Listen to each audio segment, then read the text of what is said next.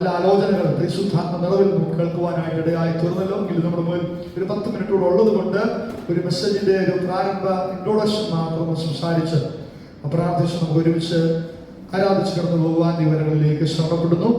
Hallelujah. 1 രാജാക്കന്മാരുടെ പുസ്തകം 6-ാം അധ്യായത്തിലേക്ക് നമ്മുടെ ശ്രദ്ധയെ കൊണ്ടുവരാം. 1 രാജാക്കന്മാരുടെ പുസ്തകം 6-ാം അധ്യായത്തിന്റെ 2-3 വാക്യങ്ങൾ. 1 രാജാക്കന്മാർ 6-ന്റെ 2-3 വാക്യങ്ങൾ. ശലോമോൻ രാജാവ് യഹോവയ്ക്ക് പണിത ആലയം 60 മുഴം നീളവും 20 മുഴം വീതിയും 30 മുഴം ഉയരവും ഉള്ളതായിരുന്നു. ആലയമായ മന്ദിരത്തിന്റെ മുഖമണ്ഡപം ആലയത്തിന്റെ വീതിക്ക് ഒത്തവണ്ണം 20 മുഴം നീളവും ആലയത്തിന്റെ മുൻവശത്ത് 10 മുഴം വീതിയും ഉള്ളതായിരുന്നു. ശലോമോൻ രാജാവ് യഹോവയ്ക്ക് പണിത ആലയം. ഹല്ലേലൂയ. ദൈവത്തിൽ അനവധി ആലയങ്ങളെ കാണുവാൻ നമുക്ക് കഴിയുന്നുണ്ട്. പ്രാരംഭമായ ഉൽപ്പത്തി പുസ്തകത്തിലാണ് ഒരു മനുഷ്യന് വേണ്ടി ദൈവം ഇറങ്ങി വരുന്നത്. ദൈവത്തിന്റെ കാലൊച്ച കേൾക്കുന്ന ഭാഗങ്ങളും ഹല്ലേലൂയ ദൈവത്തിനോട് അവർ വെയിലാറിയപ്പോൾ സംസാരിക്കുന്ന ഭാഗങ്ങളും ഒക്കെ നാം ധ്യാനിച്ചിട്ടുള്ളതാണ്. അപ്പോൾ ദൈവത്തോടുള്ള മനുഷ്യന്റെ ബന്ധം, മനുഷ്യനോ ദൈവത്തോടുള്ള സ്നേഹം, അതുപോലെ ദൈവത്തിന് മനുഷ്യനോടുള്ള സ്നേഹം ഒക്കെ ഹല്ലേലൂയ വചനത്തിൽ നമുക്ക് കാണുവാൻ കഴിയുന്നുണ്ട്. അപ്പൊ ദൈവം മനുഷ്യനെ തേടി ഭൂമിയിലേക്ക് ഇറങ്ങി വന്ന് സാന്നിധ്യമായി ഇറങ്ങി വന്ന അനവധി സാഹചര്യങ്ങൾ നമുക്ക് കാണുവാൻ കഴിയുന്നുണ്ട്. ആദ്യമായി സമാഗമന കൂടാരത്തിൽ ദൈവത്തിന്റെ സാന്നിധ്യം ഹല്ലേലൂയ ദൈവം ഇറങ്ങി വന്നതൊക്കെ നാം ചിന്തിച്ചിട്ടുള്ളതാണ്. ഒരു സ്നേഹിതനുമായി സംസാരിക്കുന്നത് പോലെ മോശയോട് ദൈവം സംസാരിക്കുവാൻ സമാഗമന കൂടാരത്തെ പണിയുന്ന അനുഭവങ്ങളും സമാഗമന കൂടാരത്തിൽ ഹല്ലേലൂയ കൃപാസനത്തിൽ ദൈവത്തിന്റെ സാന്നിധ്യം ഇറങ്ങി വരുന്നതും സംസാരിക്കുന്നതും ഒക്കെ നാം ചിന്തിച്ചിട്ടുള്ളതാണ്. സമാഗമന കൂടാരം, അതിനുശേഷം ശലോമോന്റെ ആലയത്തിൽ മഹാപുരോഹിതന്മാർക്ക് നിൽപ്പാൻ കഴിയാതെ വണ്ണം ദൈവസാന്നിധ്യം കൊണ്ട് നിറയപ്പെടുന്ന നാം ചിന്തിച്ചിട്ടുള്ളതാണ്. അപ്പോൾ നിരവധി ആലയങ്ങൾ, ദൈവം വസിക്കുന്ന സ്ഥലം അല്ലെങ്കിൽ ദൈവം ഇറങ്ങി വരുന്ന സ്ഥലം, ദൈവത്തിന്റെ ഭവനം എന്നൊക്കെ ദൈവത്തിന്റെ ഭവനമാണ്. ആരാ ബഥേലിൽ കർത്താവിന്റെ സാന്നിധ്യം അനുഭവിച്ചത്? യാക്കോബ് അല്ലേ? നാം അത് ചിന്തിച്ചിട്ടുള്ളതാണ് അല്ലേ? ഭൂമിയിൽ ദൂതന്മാർ കയറുകയും ഇറങ്ങുകയും ചെയ്യുന്ന അനുഭവം, ദൈവത്തിന്റെ സാന്നിധ്യം, ദൈവം സംസാരിക്കുന്ന അനുഭവങ്ങൾ. അപ്പോൾ ദൈവത്തിന്റെ ഭവനം അല്ലെങ്കിൽ ദൈവത്തിന്റെ വാസസ്ഥലം അല്ലെങ്കിൽ ദൈവം ഇറങ്ങി വരുന്ന സ്ഥലങ്ങളെ കുറിച്ചൊക്കെ ദൈവത്തിന് കാണാൻ കഴിയുന്നുണ്ട്. അപ്പോൾ ആലയങ്ങളെ കുറിച്ച് പഠിക്കുമ്പോൾ ശലോമോന്റെ ആലയം, ഹെരോദാവ് പണികഴിച്ച ആലയം, സമാഗമന കൂടാരം, യഹോവയുടെ നിയമപെട്ടകം, ഇതൊക്കെ നാം പലപ്പോഴായി ചിന്തിച്ചിട്ടുള്ളതാണ്. എന്നാൽ പുതിയ നിയമത്തിലേക്ക് നാം ചിന്തിച്ചു വരുമ്പോൾ പുതിയ നിയമത്തിലെ ആലയം നാം ആകുന്ന ശരീരമാകുന്നു എന്ന് അപ്പോസ്തലനായ പൗലോസ് തന്റെ ലേഖനങ്ങളിൽ എഴുതി വെച്ചിരിക്കുന്നത് നമുക്ക് കാണാൻ കഴിയുന്നുണ്ട് അല്ലേ? ഹല്ലേലൂയ. നാം ദൈവത്തിന്റെ മന്ദിരമെന്നും ദൈവത്തിന്റെ ആത്മാവ് തമ്മിൽ വസിക്കുന്നുവെന്നും നിങ്ങൾ അറിയുന്നില്ലയോ? ദൈവത്തിന്റെ മന്ദിരത്തെ നശിപ്പിക്കുന്നവരെ ദൈവം നശിപ്പിക്കും. പഴയ നിയമത്തിൽ ആലയങ്ങളിലും പ്രത്യേക സ്ഥലങ്ങളിലും ദൈവ സാന്നിധ്യം ഇറങ്ങി വന്നുകൊണ്ടിരുന്നു. ശമൂവേലിനോട് ദൈവം സംസാരിക്കുന്ന ഭാഗം നമുക്ക് ചിന്തിച്ചിട്ടുള്ളതാണ്. അപ്പോൾ ദൈവം ഇറങ്ങി വന്ന് സംസാരിച്ച സാന്നിധ്യമായി പുക പോലെ, മേഘം പോലെ, തേജസ് പോലൊക്കെ ഇറങ്ങി വന്ന് സംസാരിച്ച അനുഭവങ്ങൾ പഴയ നിയമത്തിൽ ഉണ്ടായിരുന്നെങ്കിൽ പുതിയ നിയമത്തിൽ അവന്റെ മന്ദിരം നമ്മുടെ ശരീരമാണ്. ഹല്ലേലൂയ.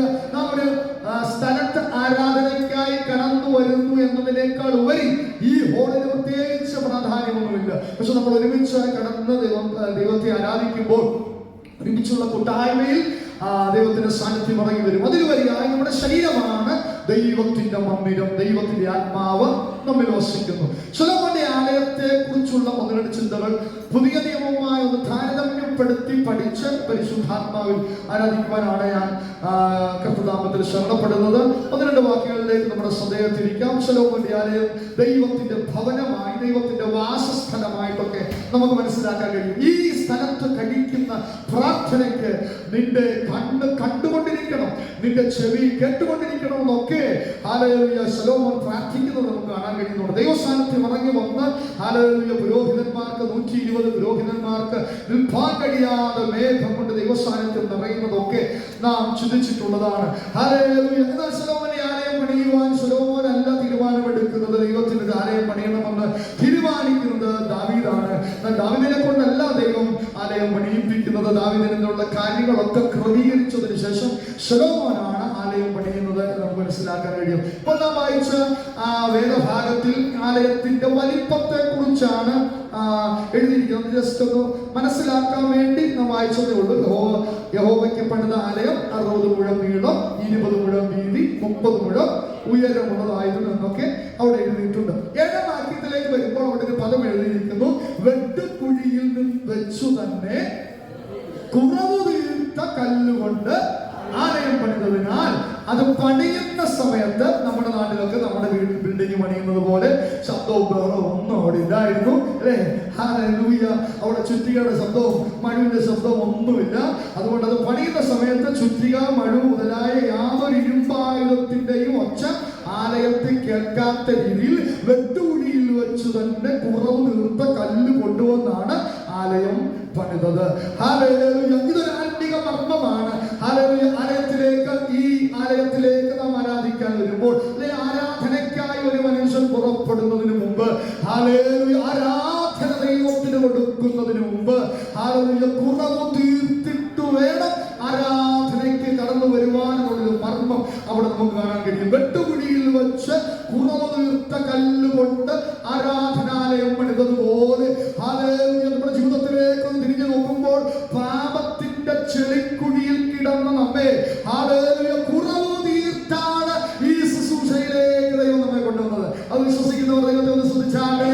ഹല്ലേലൂയ. പാപത്തിന്റെ അന്ധകാരത്തിൽ കിടന്ന, ഇരുട്ടിന്റെ ആധിപത്യത്തിൽ കിടന്ന, പാപ സ്വഭാവങ്ങളിൽ ഒഴുകി ജീവിച്ച ഈ ലോകത്തിന്റെ അധിപതിയെ അനുസരിച്ച് നടന്ന അനുഭവങ്ങളിൽ നിന്ന്, ഹല്ലേലൂയ, ആ വെട്ടുകുഴിയിൽ നിന്ന് നമ്മുടെ കുറവ് തീർത്ത് രക്ഷയുടെ അനുഭവത്തിലേക്ക് നമ്മെ കൊണ്ടുവന്ന് ജലസ്നാനത്തിലൂടെ കർത്താവിനോട് ചേർത്ത് പരിശുദ്ധാത്മാവാകുന്ന സമുദ്രന്റെ ആത്മാവിനെ നമ്മുടെ ഉള്ളിൽ പകർന്ന്, ഹല്ലേലൂയ, കുറവ് തീർത്താണ് ദൈവം എന്ന ജനത്തെ ആരാധനയ്ക്ക് കൊണ്ടുവന്നിരിക്കുന്നത്. സന്തോഷമുണ്ടോ അത് കേൾക്കുമ്പോൾ? ഹല്ലേലൂയ. ഹല്ലേലൂയ. നാം, ഹല്ലേലൂയ, പാപത്തിന്റെ ചെളിക്കുഴിയിലായിരുന്നു, വെട്ടുകുഴിയിലായിരുന്നു. എന്നാൽ നമ്മുടെ കുറവുകളെ ഒരുവൻ തീർത്താണ്, ഹല്ലേലൂയ, നമ്മെ ആരാധനയ്ക്ക് വിധേയമാക്കിയത്. 2 ശമൂവേൽ പുസ്തകം 7-ാം അധ്യായത്തിന്റെ 2-ാമത്തെ വാക്യത്തിലാണ്, ഹല്ലേലൂയ, ദാവീദ് താൻ ഒരു ആലയം, ഹല്ലേലൂയ, ശലോമോന്റെ നേതൃത്വത്തിൽ പിന്നെ സംഭവിച്ചെങ്കിലും അതിന് ആദ്യമായി തീരുമാനിക്കുന്നത് ദാവീദാണ് എന്ന് നമുക്ക് കാണാൻ കഴിയും. 2 ശമൂവേൽ 7-ാം അധ്യായത്തിന്റെ 2-ാമത്തെ വാക്യത്തിലേക്ക് നമ്മുടെ ശ്രദ്ധയെ തിരിക്കാൻ ഒരിക്കൽ രാജാവ് നാഥാൻ പ്രവാചകനോട്, ഇതാ ഞാൻ ദേവദാരു കൊണ്ടുള്ള അരമനയിൽ വസിക്കുന്നു, ദൈവത്തിന്റെ പെട്ടകമോ തിരശീലയ്ക്കകത്ത് ഇരിക്കുന്നു. ദാവീദിന് ഉടനെ തന്നെ ഒരു മോശമായി തോന്നി. താൻ താമസിക്കുന്ന ഇടം എത്ര മനോഹരമാണ്, അരമനയിൽ താമസിക്കുകയാണ്, ദേവദാരു കൊണ്ട് പണിഞ്ഞ അരമനയാണ്. ഞാനതിൽ സുഖിച്ച് അന്തസ്സായി ജീവിക്കുമ്പോൾ, ഹല്ലേലൂയ, ദൈവം വസിക്കുന്ന, ഹല്ലേലൂയ, സ്വർഗ്ഗത്തിൽ വസിക്കുന്ന ദൈവത്തിന്റെ സാന്നിധ്യം ഇറങ്ങുന്ന കൃപാസനത്തിൽ നിന്നുകൊണ്ട് ദൈവം സംസാരിക്കുന്ന യഹോവയുടെ പെട്ടകം ഒരു തിരശീലയ്ക്കകത്ത് മറഞ്ഞിരിക്കുന്നു കണ്ടപ്പോൾ ദാവീദിന് സഹിച്ചില്ല. ദാവീദ് പറയുകയാണ്, ഞാനൊരു ആലയം പണിയും. Price the Lord. 132-ാം സങ്കീർത്തനത്തിലേക്ക് നമ്മുടെ ഹൃദയം തിരിക്കുമ്പോൾ അവിടെ ഇങ്ങനെ കാണുന്നു, ഞാൻ യഹോവയ്ക്ക് ഒരു സ്ഥലം, യാക്കോബിന്റെ വല്ലഭന് ഒരു നിവാസം കണ്ടെത്തും വരെ ഞാൻ എന്റെ കൂടാര വീട്ടിൽ കടക്കത്തില്ല, എന്റെ ശയ്യമേൽ. അതാണ് ഈ മനുഷ്യൻ ഉറങ്ങത്തു പോലും ഇല്ലെന്ന് തീരുമാനിച്ചു. ഹല്ലേലൂയ. ശയ്യയിൽ കയറി കിടക്കത്തില്ല, സ്ഥലം കണ്ടെത്തുന്നത് വരെ കൂടാര വീട്ടിൽ കിടക്കുകയില്ല. ഞാൻ എന്റെ കണ്ണിന് ഉറക്കവും എന്റെ കൺപോളയ്ക്ക് മയക്കം കൊടുക്കുകയില്ല എന്ന് തീരുമാനം. അങ്ങനെ ഉറങ്ങത്തില്ല, ഹല്ലേലൂയ, കൂടാര വീട്ടിൽ കടക്കത്തില്ല. കർത്താവിന്റെ സാന്നിധ്യം ഉറങ്ങുവാൻ ആലയത്തിനൊരു സ്ഥലം കണ്ടെത്തുന്നത് വരെ ശയ്യമേൽ കിടക്കയില്ല എന്ന് തീരുമാനിച്ച ഒരു അഭിഷക്തനായ മനുഷ്യൻ. ഈ മനുഷ്യൻ ഇന്ന് രാത്രി, ഈ അഭിഷക്തൻ ഇന്ന് രാത്രി നമ്മുടെ സഭയോട്, നമ്മുടെ വ്യക്തിപരമായ ജീവിതത്തോട് ചോദ്യം ചോദിക്കുകയാണ്, ഹല്ലേലൂയ, നീ എന്ത് കാര്യത്തിനാണ് പ്രാധാന്യം കൊടുക്കുന്നത്? Price the Lord. നിന്റെ ഭൗതികമായ അനുഗ്രഹങ്ങൾക്ക്, ഹല്ലേലൂയ, ഭൗതികമായ വിടുതലുകൾക്ക് അത് സാധ്യമാക്കി തരുവാൻ മാത്രം നീ ദൈവത്തെ ആരാധിക്കുന്നവരാണോ? അതോ അതിനപ്പുറമായി ദൈവത്തിന്റെ സാന്നിധ്യം അനുഭവിക്കണം, ദൈവത്തോടുള്ള ബന്ധം എനിക്ക് വേണമെന്നുള്ള ഒരു ആത്മീയ തീരുമാനമുള്ളവരാണോ? ആത്മീയ ജീവിതത്തിനാണോ, ആത്മീയ ശുശ്രൂഷകൾക്കാണോ, ആത്മീയ കാര്യങ്ങൾക്കാണോ നാം സമയം കൂടുതൽ ചെലവഴിക്കുന്നത്? ഈ മനുഷ്യനെ ഞാൻ ഉറങ്ങത്ത് പോലും ഇല്ല. ദൈവത്തിന്റെ വാസസ്ഥലം. വിടുതലിന്റെ അത്ഭുതത്തിന്റെയും ദൂതന്മാരെ ഇറങ്ങി വിടുവിക്കുന്നതിന്റെ ഒക്കെ ശക്തമായ നാം കേട്ടു. ഹല്ലേലൂയ. ഇന്ന് രാത്രി ദൈവം ഒരു ചോദ്യം ചോദിക്കുകയാണ്. ആത്മീയ അനുഭവങ്ങൾക്കാണോ ഇന്ന് രാത്രി നാം പ്രാധാന്യം കൂടുതലായി കൊടുക്കുന്നത്? നമുക്കറിയാം, ഹല്ലേലൂയ, ഇന്ന് ഇവിടെ ഇരിക്കുന്ന ഇത്രയും പേര് ഹല്ലേലൂയ വ്യാഴാഴ്ച നോക്കി ഞാൻ കാണത്തില്ല, അല്ലേ? വ്യാഴാഴ്ച ബൈബിൾ സ്റ്റഡിയാ, അതുകൊണ്ടാണ് കാണാത്തത്. Hallelujah, praise the Lord. Hallelujah. ദൈവവചനം പഠിക്കുവാൻ നമുക്ക് കിട്ടുന്ന സമയം എത്ര? 1/2 മണിക്കൂറാണ്. ആരാധന ഒരു 9 മണിക്ക് ആരാധന തുടങ്ങി കഴിഞ്ഞാൽ 9:30 തൊട്ട് 10 മണി വരെയുള്ള ഒരു 1/2 മണിക്കൂറാണ് ഒരാഴ്ചക്കകത്ത് വചന പഠനത്തിനായി നമുക്ക് കിട്ടുന്നത്, ആരാധനയ്ക്കായി നമുക്ക് കിട്ടുന്നത്. ആഴ്ചയിൽ 2 മണിക്കൂറാണ്, അല്ലേ? Price the Lord. അപ്പോൾ ശ്രദ്ധിച്ചു നോക്കിയാൽ നമ്മൾ ഒരാഴ്ചയിൽ ചെലവഴിക്കുന്ന ഈ സമയം, ഹല്ലേലൂയ, പ്രൈസ്, ദൈവത്തിന്റെ സാന്നിധ്യത്തിന് പ്രാധാന്യം കൊടുക്കുന്ന ആ സമയം എത്രയോ തുച്ഛമായ ലഘുവായ സമയമാണ് നാം മറ്റു കാര്യങ്ങൾക്ക് വേണ്ടി പ്രാധാന്യം കൊടുക്കുന്നതിനേക്കാൾ ഉള്ളത്.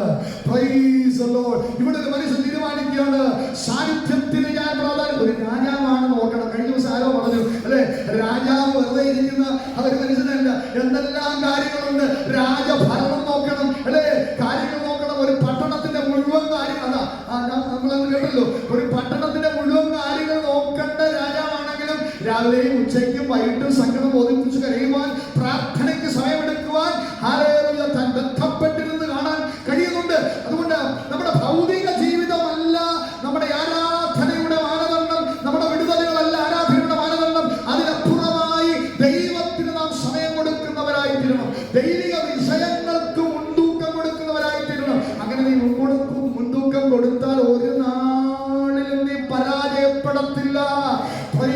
അതുകൊണ്ട് നമ്മളിപ്പോ കേട്ടത്, അവന്റെ മറവിൽ വസിക്കണം, അവന്റെ കൂടാരത്തിൽ പാർക്കണം, അവന്റെ മറവിൽ വസിക്കണം. ഈ മനുഷ്യൻ തീരുമാനിക്കുകയാണ്, ഞാൻ സ്ഥലം കണ്ടെത്തുന്നത് വരെ എനിക്കിനി ഉറക്കമില്ല.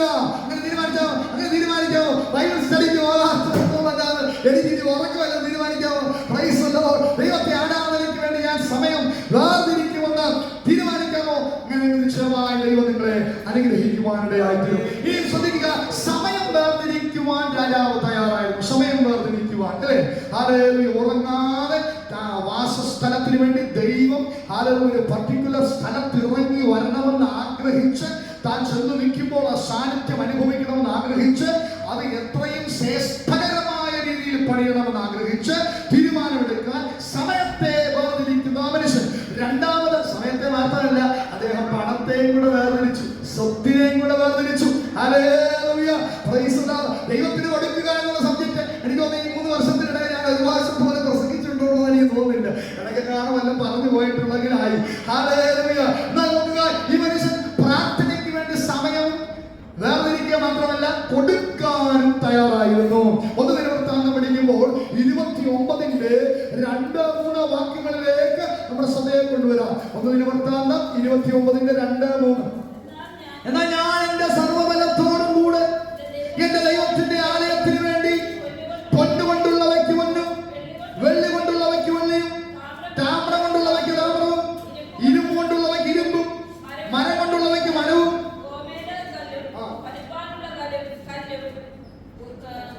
സ്വർണം കൊണ്ട് പണിഞ്ഞ, വെള്ളി കൊണ്ട് പണിഞ്ഞ, ഇരുമ്പ് കൊണ്ട് പണിഞ്ഞ എന്തെല്ലാം കാര്യങ്ങളായിരുന്നു. നാനാവർണ്ണമുള്ള കല്ല്, വിലയേറിയ സകലവിധ രത്നവും അനവധി വെള്ളക്കല്ലും ശേഖരിച്ചു വച്ചിരിക്കുന്നു.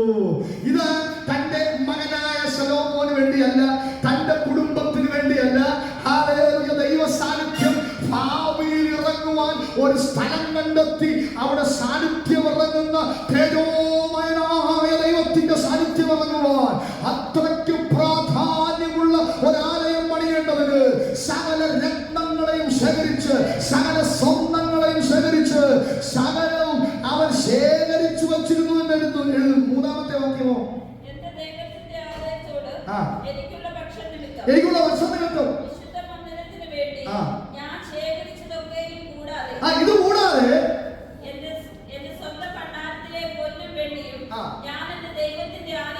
കേട്ടോ, അത് കൊടുക്കേണ്ട കാര്യമൊന്നുമില്ല.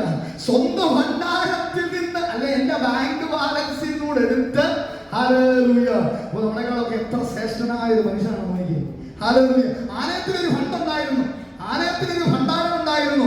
ആലയത്തിന്റെ ഫണ്ടിൽ ആ നിറഞ്ഞിരിക്കുന്ന ശേഖരം കൂടാതെ തന്റെ സ്വത്തിൽ നിന്നും കൂടെ എടുത്തു കൊടുക്കുവാൻ ഹല്ലേലൂയ സമയത്തെയും പണത്തെയും വേർതിരിച്ച് ഹല്ലേലൂയ ദൈവമഹത്വത്തിന് വേണ്ടി ഒരുക്കത്തോടെ ആയിരുന്ന ഒരു മനുഷ്യൻ. Praise the Lord. കാരണം അദ്ദേഹത്തിന് അറിയാം ഹല്ലേലൂയ സകല സൃഷ്ടിയെയും ഹല്ലേലൂയ നിർമ്മിച്ചവനായ ഹല്ലേലൂയ സ്വർഗ്ഗം സിംഹാസനമായിരിക്കുന്ന ഭൂമി പാദപീഠമായിരിക്കുന്ന ഒരുവൻ ഇറങ്ങി വരേണ്ട സ്ഥലമാണ്. എത്രയും ശ്രേഷ്ഠമായി പണിയാമോ, എത്രയും സമയം വേർതിരിച്ച്, എത്രയും പണം വേർതിരിച്ച്, എത്രയും നല്ല ആകൃതിയിൽ, എത്രയും ശക്തമായി പണിയാമോ അങ്ങനെ ഞാൻ പണിയൂ. കാരണം എന്റെ ദൈവം, ഞാൻ സേവിക്കുന്ന ദൈവം ഇറങ്ങി വരേണ്ട സ്ഥലമാണ്. ഇന്ന് രാത്രി വിശ്വസിക്കാമോ? ദൈവത്തിന് കൊടുക്കാൻ തയ്യാറാകുക, ദൈവത്തിന് സമയം കൊടുക്കാൻ തയ്യാറാകുക, ദൈവത്തിന് പണം കൊടുക്കാൻ തയ്യാറാകുക, ദൈവത്തിന് സ്വത്ത് കൊടുക്കാൻ തയ്യാറാകുക, ദൈവത്തിന് ദശാംശം കൊടുക്കാൻ തയ്യാറാകുക. നീ പരാജയപ്പെട്ടു പോകത്തില്ല, നീ തീർന്നു പോകത്തില്ല. അവൻ നിന്നെ അനുഗ്രഹിക്കുന്നവനാണ്.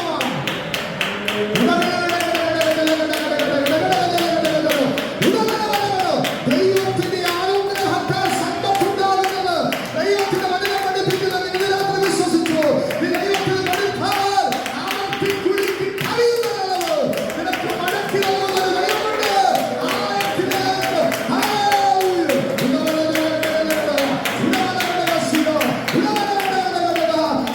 സ്വർഗത്തിന്റെ കിളിവാതിലുകളെ തുറന്ന് സ്ഥലം അനുഗ്രഹിക്കുന്ന ഒരു ദൈവം. നിങ്ങൾ പ്രൈസ് ദി ലോർഡ്. കൊടുക്കാത്തവരാണെന്ന് ഞാൻ പറയുന്നില്ല. കൊടുക്കുന്നത് കുറച്ചുകൂടെ കൊടുക്കുക, അത് കൊടുക്കാത്തവർ കൊടുത്തു തുടങ്ങുക. ഹല്ലേലൂയ. അതൊരു നഷ്ടമല്ല. ഹല്ലേലൂയ. അവൻ കിളിവാതിലുകളെ തുറക്കുന്നു. ഹല്ലേലൂയ. നിങ്ങൾക്ക് തന്നെ നല്ലതാ, നമുക്ക് തന്നെ നല്ലതാ കൊടുക്കുന്നത്. ഹല്ലേലൂയ. സ്ഥലം പോരാതെ അനുഗ്രഹിക്കുന്ന ഒരു ദൈവം. സമയം വേർതിരിക്കണം. അവര് പ്രാധാന്യം ആത്മീയ കാര്യങ്ങൾക്ക് കൊടുക്കണം, പ്രാധാന്യം ദൈവത്തിന് കൊടുക്കണം, സമയം ദൈവത്തിന് കൊടുക്കണം, സ്വത്ത് ദൈവത്തിന് കൊടുക്കണം. ഈ രണ്ട് കാര്യങ്ങളും ഹല്ലേലൂയ ദാവീദ് ചെയ്യുന്നു കാണാൻ കഴിയുന്നുണ്ട്. ഫിലിപ്പിയർക്ക് എഴുതിയ ലേഖനത്തിലേക്ക് നമുക്ക് വരാം. 2-ാം അധ്യായത്തിന്റെ 21, 22 വാക്യങ്ങളുടെ അതിനുള്ള സമയമേ ഉള്ളൂ. ഫിലിപ്പിയർക്ക് എഴുതിയ ലേഖനത്തിന്റെ 21, 22 വാക്യങ്ങൾ. യേശുക്രിസ്തുവിന്റെ കാര്യമല്ല, price the Lord. Hallelujah. Hallelujah. ആ ദൈവസഭയെക്കുറിച്ച് അപ്പോസ്തലൻ പൗലോസ് എഴുതിയിരിക്കുന്നത് പോലെ ഇന്ന് രാത്രി നമ്മളിലേക്ക് ഒന്ന് തിരിഞ്ഞു നോക്കുമ്പോൾ നമ്മളിലേക്ക് കൊടുത്ത ശോധനയെ നോക്കണം. യേശുക്രിസ്തുവിന്റെ കാര്യമല്ലോ ഞാൻ നോക്കുന്നുണ്ടോ, അതോ എന്റെ സ്വന്തം കാര്യമാണോ നോക്കുന്നത്? ഹല്ലേലൂയ. കർത്താവിന്റെ കാര്യം നോക്കാൻ ഒരാഴ്ചയിൽ എനിക്ക് സമയമുണ്ടോ? പ്രാർത്ഥിക്കാൻ എനിക്ക് സമയമുണ്ടോ? ആരാധനയ്ക്ക് പോകാൻ എനിക്ക് സമയമുണ്ടോ? ഹല്ലേലൂയ. പരിശുദ്ധാത്മാവിനെ എനിക്ക് സമയമുണ്ടോ? കഴിഞ്ഞ രാത്രിയിൽ, കഴിഞ്ഞ ആഴ്ചയിൽ നാം കേട്ടു നമ്മുടെ ദൈവസഭയ്ക്ക് ഏറ്റവും കുറവുള്ളത് പരിശുദ്ധാത്മാവ് പ്രവചിച്ചു പറയുവാനിടയായി തീർന്നു. പ്രാർത്ഥന കുറവ്. Price the Lord. എല്ലാം നമുക്കുണ്ട്, ആരാധനയും നമുക്കുണ്ട്, പ്രാർത്ഥന കുറഞ്ഞിരിക്കുന്നു. ആവശ്യത്തിന് ഞാൻ ഭവനത്തിൽ കൊണ്ടുപോയപ്പോൾ അദ്ദേഹം അതേ ദൂത് വീണ്ടും ആവർത്തിക്കുവാനിടയായി തീർന്നു. പ്രാർത്ഥന കുറവാണ്, പ്രാർത്ഥന കുറവാണ്. ഹല്ലേലൂയ. ദൈവത്തോടുള്ള ബന്ധം, ദൈവത്തോടുള്ള സമയം കുറവാണ്. ഹല്ലേലൂയ. അതൊരു നഷ്ടമല്ല. നമ്മുടെ സ്വന്തം കാര്യമല്ല, സ്വന്തം ജോലിയല്ല, സ്വന്തം നന്മയല്ല. ഹല്ലേലൂയ. ദൈവത്തിന്റെ കാര്യങ്ങൾ നോക്കണം. യേശുക്രിസ്തുവിന്റെ കാര്യമല്ല, സ്വന്തം കാര്യം എല്ലാവരും നോക്കുന്നു. നീയോ തിമോഥെയോസിനോട് അപ്പോസ്തലനായ പൗലോസ് പറയുകയാണ്, അനവധി പേർ സ്വന്തം കാര്യം നോക്കുമ്പോൾ, കർത്താവിന്റെ കാര്യം നോക്കാൻ സമയമില്ലാതായിരിക്കുമ്പോൾ, തിമോഥെയോസിനെ ഞാൻ നിന്നോട് പറയട്ടെ, നീയോ അപ്പന് ചെയ്യുന്നത് പോലെ എന്നോടുകൂടെ സുവിശേഷ ഘോഷണത്തിൽ സേവ ചെയ്തു എന്നുള്ളത് അവന്റെ സിദ്ധത നിങ്ങൾ അറിയുന്നല്ലോ.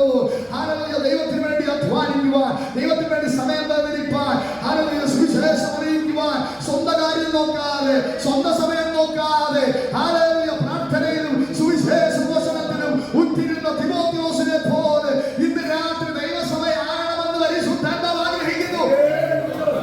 ഹല്ലേലൂയ. സന്തോഷമുള്ള ദൈവത്തെ സ്തുതിച്ചാട്ടെ. ഹല്ലേലൂയ. അടുത്ത ഭാഗങ്ങളിലേക്ക് കടന്നു പോകാൻ ഞാൻ ആഗ്രഹിക്കുന്നില്ല. നമ്മുടെ കണ്ണുകളെ ദൈവം അടച്ചാട്ടെ. ഇന്ന് രാത്രി കേട്ട വചനത്തിന് മുമ്പിൽ ഒന്ന് സമർപ്പിച്ചാട്ടെ.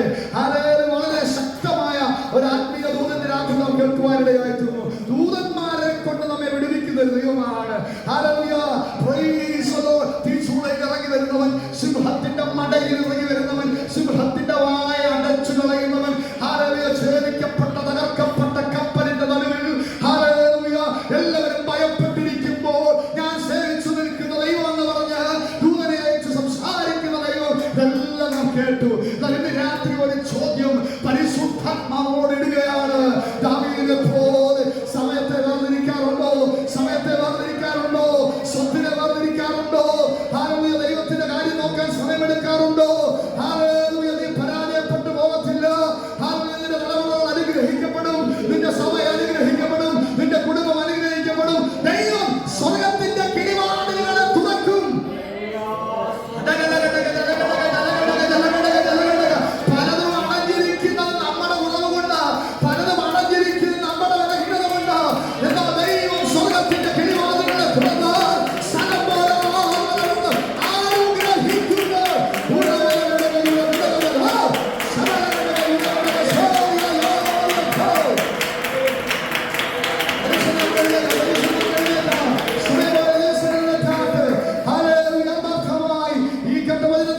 സമർപ്പിച്ചാട്ടെ. ഞാൻ എന്റെ സമയത്തെ വേർതിരിക്കും. ഞാൻ കർത്താവിന് വേണ്ടി എന്റെ സമയത്തെ വേർതിരിക്കും. ഞാൻ പ്രാർത്ഥനയ്ക്കായ എന്റെ സമയത്തെ വേർതിരിക്കും. ആരാധനയ്ക്കായ എന്റെ സമയത്തെ വേർതിരിക്കും. എന്റെ നന്മകൾ ഞാൻ ദൈവത്തിനായി വേർതിരിക്കും. എന്റെ സ്വന്തം കാര്യത്തിനല്ല, യേശു കർത്താവിന് വേണ്ടി ഞാൻ സമയത്തെ വേർതിരിക്കും. അങ്ങനെ സമർപ്പിച്ചാട്ടെ. കർത്താവേ, ദാവീദിനെ പോലെ അങ്ങയുടെ സാന്നിധ്യത്തെ കുറിച്ചുള്ള ചിന്ത എന്നെ ഭരിച്ചുകൊണ്ടിരിക്കട്ടെ. ഹല്ലേലൂയ. നല്ല ഭക്ഷണം കഴിച്ച്, നല്ല സ്ഥാപനത്തിൽ ജോലി ചെയ്ത്, നല്ല ബാങ്ക് ബാലൻസ് നേടിയെടുത്ത്, നല്ല സേവിങ്സ് തലമുറകൾക്കായി വെച്ച്, പ്രാർത്ഥനാ വിഷയങ്ങൾക്കൊക്കെ മറുപടി